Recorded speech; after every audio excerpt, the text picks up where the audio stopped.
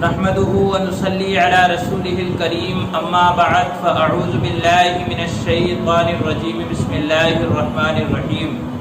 محترم دوستو، آج ہم گفتگو کریں گے احکام درود شریف کے تعلق سے، تو چلیے شروع کرتے ہیں۔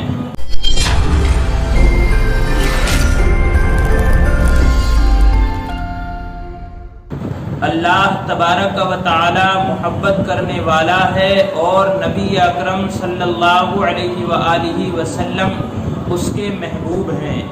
جس طرح محبت کرنے والے کی یہ خواہش ہوتی ہے کہ ہر وقت اس کے محبوب کا ذکر ہوتا رہے، ایسے ہی اللہ تبارک و تعالی چاہتا ہے کہ اس کے بندے اس کے محبوب کا ذکر کرتے رہیں، تاکہ اللہ کے محبوب کی شان دو بالا ہوتی رہے اور حضور پاک صلی اللہ علیہ وآلہ وسلم کی عزت و احترام میں اضافہ ہوتا رہے، کیونکہ حضور پاک صلی اللہ علیہ وسلم کی ذات پاک دو جہاں کے لیے باعث رحمت ہے، جیسا کہ اللہ تبارک و تعالی نے ارشاد فرمایا وما ارسلناک الا رحمتا للعالمین، یعنی ہم نے آپ کو دونوں جہان کے لیے رحمت بنا کر بھیجا ہے، اور اس انسانیت پر آپ کے بڑے احسانات ہیں کہ آپ کی بدولت اللہ تبارک و تعالی نے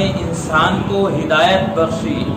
آدم کے زمانے سے تو انسان ہے موجود، آدم کے زمانے سے تو انسان ہے موجود، انسان کو انسان بنایا ہے تمہیں نے، انسان کو انسان بنایا ہے تمہیں نے۔ حضور پاک صلی اللہ علیہ وآلہ وسلم نے انسانوں کو سیدھا راستہ بتایا اور ان کو کفر و شرک سے نکال کر اللہ کی اطاعت اور بندگی کا درس دیا، اور زندگی گزارنے کا وہ ضابطہ بتایا کہ جس میں دنیا اور آخرت دونوں میں کامیابی ہے۔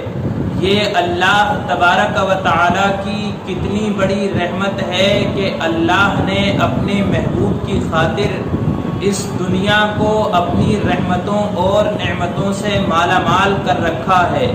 پھر کیوں نہ اس عظیم ہستی کی تعظیم کی جائے کہ جس کی بدولت انسانوں پر اللہ کی عنایات جلوہ فگن ہیں۔ اس لیے مدح اور تعریف کی صورت درود پاک ہے۔ تو دوستو، ہم احکام درود پر گفتگو کر رہے ہیں، آگے بھی اس پر گفتگو کریں گے۔ آپ سے درخواست ہے کہ آپ جڑے رہیے گا۔ اللہ تبارک و تعالی سے دعا ہے پروردگار عالم ہمیں سرور کائنات صلی اللہ علیہ وآلہ وسلم پر کثرت سے درود پاک پڑھنے کی توفیق عطا فرمائے، آمین۔ السلام علیکم ورحمۃ اللہ وبرکاتہ۔